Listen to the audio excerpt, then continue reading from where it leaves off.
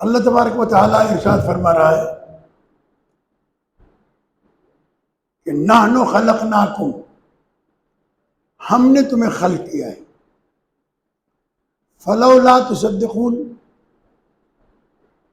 تم اس بات کی تصدیق کیوں نہیں کرتے؟ کیوں نہیں اس بات کو تصدیق کرتے کہ ہم نے تمہیں پیدا کیا ہے؟ تمہیں پیدا کرنے والے، خلق کرنے والے ہم ہیں۔ سورہ مبارک واقعہ کی یہ چند آیات انسان کی زندگی میں ایک انقلاب پیدا کر سکتی ہے، بشرطے کہ انسان ان آیات کو سمجھے۔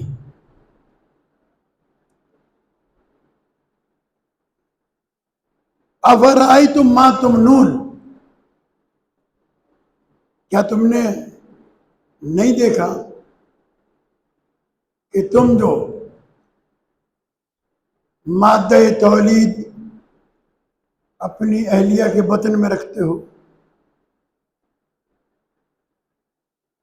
انتم تخلقونہ ام نحن الخالقون، وہ مادہ تولید جب عورت کے پیٹ میں جاتا ہے تو اس کو تم خلق کرتے ہو یا ہم خلق کرتے ہیں؟ وہ لا شے سے شے تم بناتے ہو یا ہم بناتے ہیں؟ 7 پردوں کے پیچھے اندھیرے میں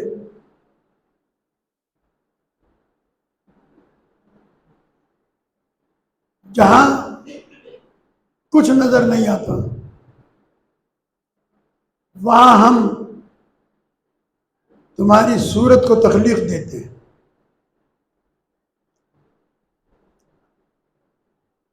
انسان جب کوئی تصویر بناتا ہے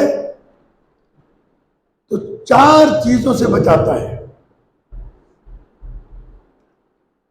اندھیرے سے بچاتا ہے، روشنی میں، کینوس پہ بناتا ہے، کوئی چیز ہو جس پہ بنائی جائے، پانی سے بچاتا ہے مٹ نہ جائے، آگ سے بچاتا ہے جل نہ جائے، ہوا سے بچاتا ہے اڑ نہ جائے۔ یہ 4 چیزیں جو ایک تصویر کے لیے نقصان دہ ہوتی ہیں، اللہ کہہ رہا ہے کہ ہم انہی 4 چیزوں سے ملا کر تمہیں بنا رہے ہیں۔ تمہاری تخلیق انہی 4 چیزوں سے ہے، آگ، ہوا، پانی اور مٹی سے تمہاری تخلیق ہے۔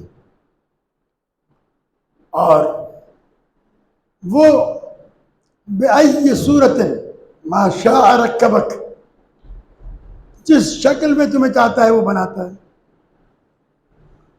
تم اپنی تخلیق پر غور کرو، دنیا کے اربوں انسان، انگوٹھے الگ الگ نشان، انگلیوں کے نشان الگ الگ، چہرے الگ الگ، صورتیں الگ الگ، قد و قامت کے اندر مختلف۔ خداوند عالم یاد دلانا چاہ رہا ہے کہ تم کیا تھے، ہم نے تمہیں خون کے لوتھڑے سے یہ شکل دی ہے۔ کتنی تبدیلیاں تمہارے اندر آئی ہیں۔ طارق،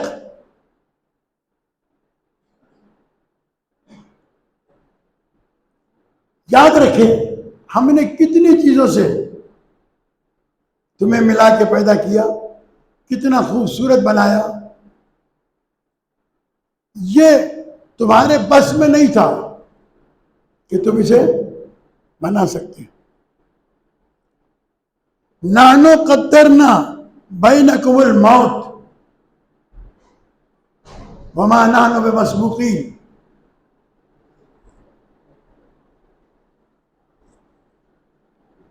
ہم نے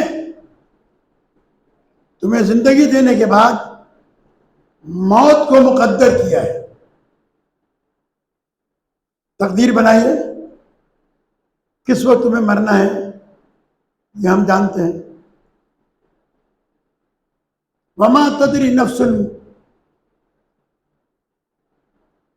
ماذا تکسب غدا وما تدری نفس بأی ارض تموت، نہیں معلوم کسی کو کہ کون سی زمین پر وہ مرے گا، اور نہیں معلوم اس کو کہ اس کے ساتھ کل کیا ہونے والا ہے۔ یہ قرآن مجید کا اعلان بتا رہا ہے کہ تم اپنے کام کو کل پہ مت رکھو، معلوم نہیں ہے کل تم زندہ بھی رہو گے یا نہیں، کل تم دنیا میں بھی ہوگے یا نہیں۔ یہ قرآن مجید کو ماننے والا اور قرآن مجید پڑھنے والا اور قرآن مجید کو چومنے والا ہے، اسے اتنا علم ہونا چاہیے۔ مولا کائنات علی ابن ابی طالب علیہ السلام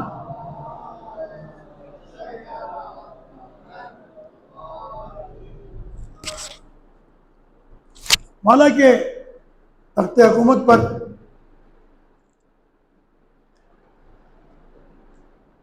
کوفے میں کچھ مال غنیمت آیا، آپ نے خزانچی سے کہا کہ جاؤ کوفے میں اعلان کر دو کہ تمہارا غریبوں کا مال آیا ہے، آ کے لے جائیں۔ وقت ڈھلتا ہوا تھا، شام کے قریب مینیجر نے، خزانچی نے امیر المومنین علیہ السلام سے عرض کی، یا امیر المومنین، آپ اجازت دیں تو ہم اسے کل صبح میں تقسیم کر دیں۔ آپ علیہ السلام نے ارشاد فرمایا کہ مجھے کل صبح تک کی زندگی کی تو ضمانت دے دے کہ میں زندہ رہوں گا تو پھر میں کل بانٹ دوں گا۔ یہ علی علیہ السلام ہیں، ہم علی علیہ السلام کے چاہنے والے ہیں، تو اب ہماری ذمہ داری کیا ہے کہ ہم اپنی تخلیق پر غور کریں۔ ہم کیسے پیدا ہوئے ہیں، ہمیں دنیا سے جانا ہے، اس اللہ نے ہمارے لیے موت کو مقدر کیا ہے، اور دنیا میں آدمی ہر شے سے بچ سکتا ہے، موت سے نہیں بچ سکتا۔ دنیا کا کوئی ایک انسان ایسا نہیں جو موت کا انکاری ہو۔ اللہ کے انکاری مل جائیں گے، رسول کے انکاری مل جائیں گے، قرآن مجید کے انکاری مل جائیں گے، بہت سی چیزوں کا انکار مل جائے گا، لیکن نہیں ملے گا تو موت کا انکار۔ دنیا میں کوئی ایسا نہیں جو موت کا انکار کر سکے۔ لہذا وما نحن بمسبوقین، ایسا نہیں ہے کہ جب تمہاری موت آئے تو تم ہم سے آگے نکل جاؤ، ہم نہیں مرتے۔ امام سجاد علیہ السلام کا ایک فرمان ہے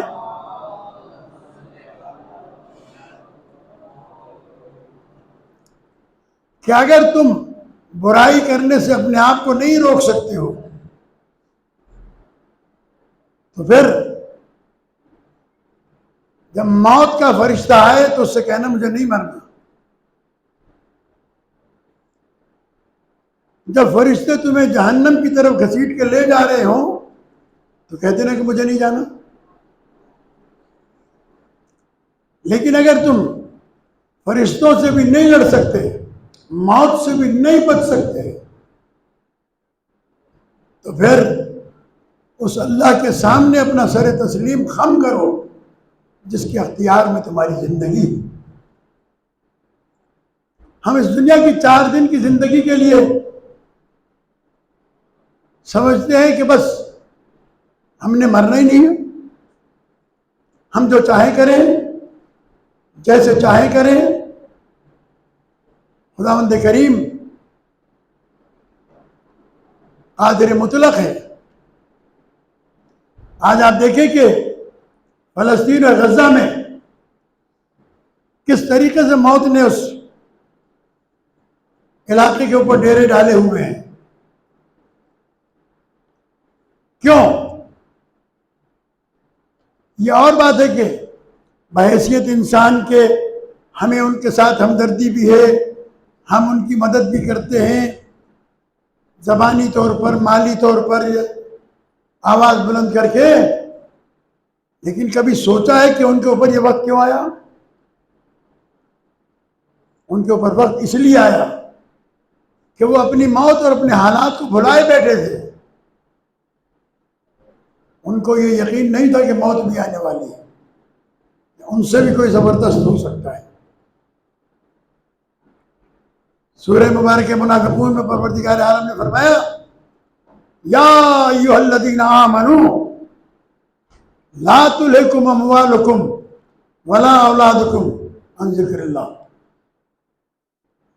یاد رکھو اے ایمان والو، تمہارا مال اور تمہاری اولاد تمہیں ذکر الہی سے غفلت میں ڈال کر ہلاکت میں نہ ڈال دیں. اذا جاءک المنافقون، یہ سورہ ہے، اس کی آخری آیت پڑھ کے دیکھیے گا. یا ایھا الذین آمنوا لا تلھکم اموالکم ولا اولادکم عن ذکر اللہ ومن یفعل ذلک فاولئک هم الخاسرون.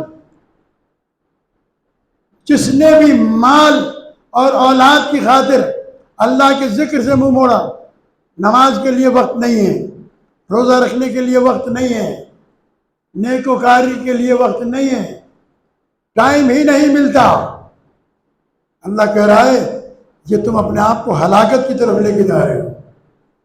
جس نے تمہیں صحت دی ہے، جس نے تمہیں رزق دیا ہے، جس نے تمہیں اولاد دی ہے، دینے والا دیتا ہے تو لینا بھی جانتا ہے. ایسا نہیں ہے کہ تمہیں مل گیا ہے تو جا نہیں سکتا. تمہارے گھر، تمہارے اموال تباہ ہو سکتے ہیں، ختم ہو سکتے ہیں. اور میں سمجھتا ہوں کہ اس وقت فلسطین کی صورتحال تمام مسلمانوں کے لیے سوالیہ نشان ہے کہ وہ اپنے آپ کو بیدار کریں، وہ اپنے آپ کو اس رب کی طرف راغب کریں اور اس بات سے مطمئن نہ رہیں کہ یہ تو فلسطین میں ہو رہا ہے، ہمارا کیا. نہیں، فلسطین میں جو ہو رہا ہے وہاں سے فراغت کے بعد ان کے ارادے آگے آنے کے ہیں. بر صغیر میں آئیں گے، وہ حجاز میں آئیں گے، انہیں ایران کو تباہ کرنا ہے پروگرام کے مطابق. یہ اور بات ہے کہ ان کے ارادے کچھ بھی ہوں، لیکن جو لوگ اللہ پر بھروسہ کرتے ہوئے اللہ کے لیے قیام کرتے ہیں، خدا ان کی مدد بھی کرتا ہے. امام خمینی رضوان اللہ تعالی علیہ سے کہا گیا تھا کہ آپ نے دنیا کی دونوں سپر طاقتوں سے ٹکر لی ہے. اس میں 2 سپر طاقتیں تھیں، ایک رشیا اور ایک امریکہ. کہا کہ دونوں میں سے کسی ایک سے تو بنا کے رکھتے آپ. آپ نے ارشاد فرمایا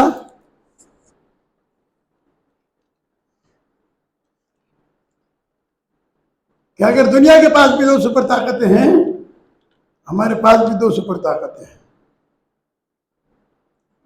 لا الہ الا اللہ محمد الرسول اللہ، یہ سپر طاقت ہے. مسئلہ اللہ کے ساتھ رشتہ جوڑنے کا ہے. ہمیں وقت نہیں ملتا کہ ہم نیکی کا کام کریں. کوشش کرتے ہیں کہ کم سے کم وقت میں فارغ ہو جائے. یا اپنا نام لکھوانا چاہتے فل ان دا بلینک، جبکہ ہمیں زندگی اللہ تبارک و تعالیٰ نے عطا کی ہے. دین فل ٹائم ہے، دنیا جزوی ہے. دنیا سے اتنا لو کہ جتنا تمہاری ضرورت ہے. امام زین العابدین علیہ السلام کا فرمان ہے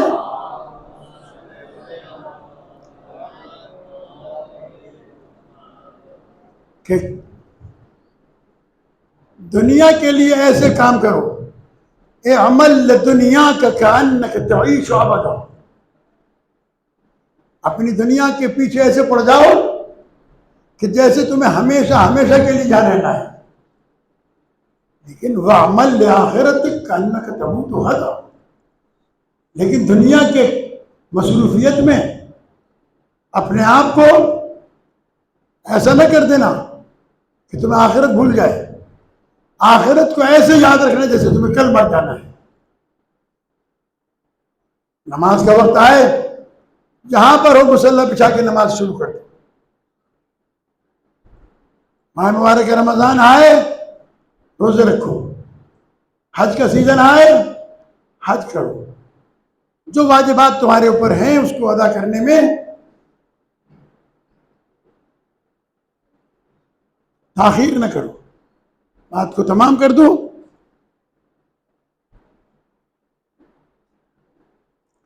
الا ان نبدل امثالکم وننشئکم فیما لا تعلمون، تم ہم سے اس بات میں آگے نہیں نکل سکتے ہو کہ ہم تمہاری امثال بدل دیں۔ گزشتہ امتوں میں انسانوں کو بندروں کی شکل میں بدلا گیا، سور کی شکل میں بدلا گیا، ریچھ اور چپکلی اور سانپ اور کتنی شکلوں کے اندر اللہ نے تبدیل کیا ہے۔ کیا تم اس سے زبردست نہیں ہو؟ ہم تمہیں کھڑے کھڑے تمہاری مسل بدل دیں گے، تم انسانوں سے کتوں کی شکل میں بدل جاؤ گے، سور کی شکل میں بدل جاؤ گے۔ میں مجبور ہوں دو باتیں ضرور ہے آپ سے عرض کرتا ہوں کہ چوتھے امام زین العابدین علیہ السلام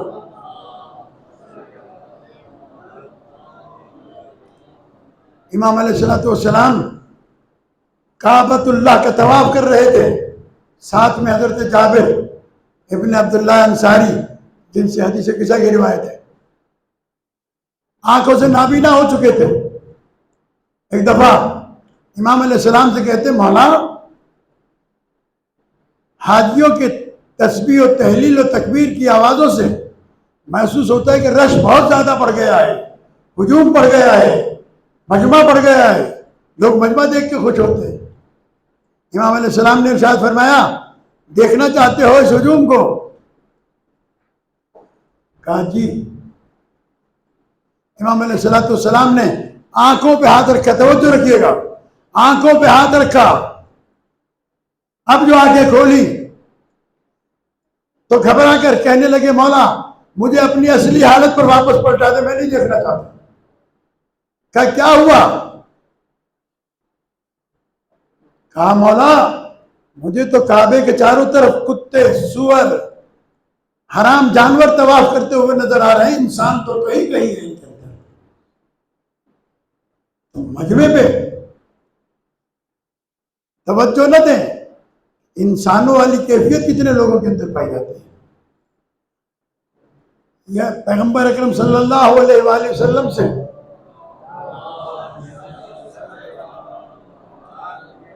اللہ نے وعدہ کیا تھا کہ میں تیری امت کو مسخ نہیں کروں گا، لیکن مرنے کے بعد مسخ ہوں گے، میدان محشر میں آئیں گے، چیونٹیوں کی شکل میں آئیں گے۔ میں اسی دن پیش کروں گا آپ کے سامنے معراج کی وہ حدیث جو آپ نے مخدوم کونین صلوات اللہ علیہ سے بیان فرمائی۔ لقد علمتم النشأۃ الاولی فلولا تذکرون، تم اپنی پہلی خلقت کے بارے میں جانتے ہو نا، اچھی طریقے سے یاد کرو کیا تھے۔ بس میں اب اس سے زیادہ پڑھوں گا تو وقت زیادہ نکل جائے گا۔ آپ حضرات سے گزارش ہے کہ میں وہ حالات دیکھ رہا ہوں کہ مطلب یہ نہیں ہے کہ میں کوئی پردے غیب میرے سامنے سے اٹھا دیے گئے ہیں، وہ روایات جو آخری زمانے کی معصومین علیہ السلام نے بتائی ہیں اس میں وہ حالات قریب آ چکے ہیں، حالات بالکل بدل چکے ہیں، مجھے نہیں معلوم۔ ہم جو یہ بار بار دعوت دے کر بلاتے ہیں، مجلس میں آ جاؤ، درس میں آ جاؤ، نماز میں آ جاؤ، مسجد میں آ جاؤ، تو مجھے اس کے ٹکے نہیں ملتے ہیں، اس کے کوئی پیسے نہیں ملتے ہیں۔ لیکن چونکہ میری ذمہ داری بنتی ہے، کل قیامت کے دن مرنے کے بعد قبر میں میرا گریبان پکڑا جائے گا کہ تو نے مال امام کھایا تھا، تو نے قرآن و حدیث کو پڑھا تھا، تو نے اپنی ذمہ داری کو پورا کیا۔ لوگ تنگ پڑتے ہیں، لوگ کہتے ہیں جان نہ تو چلے، یہ بات ٹھیک ہے، مسجد میں 2 منٹ بیٹھنے کے لیے تیار نہیں ہے، فٹ پاتھ پہ بیٹھے رہیں گے، ہوٹل پہ بیٹھے رہیں گے، میچ دیکھنے جاتے ہیں ساری رات بیٹھے رہتے ہیں، کرکٹ کا میچ، ہاکی کا میچ، فٹ بال کا میچ، والی بال کا میچ، لیکن جہاں دین کی بات آتی ہے ہم کہتے ہیں ساری رات نہ بیٹھو، کم سے کم 24 گھنٹے میں سے ایک آدھا گھنٹہ دین کے لیے دے دو تاکہ تمہیں پتہ چلے کہ جس امام کا انتظار کر رہے ہیں اس امام کا انتظار کیسے کریں۔ بسم اللہ الرحمن الرحیم۔ والعصر ان الانسان لفی خسر الا الذین آمنوا وعملوا الصالحات وتواصوا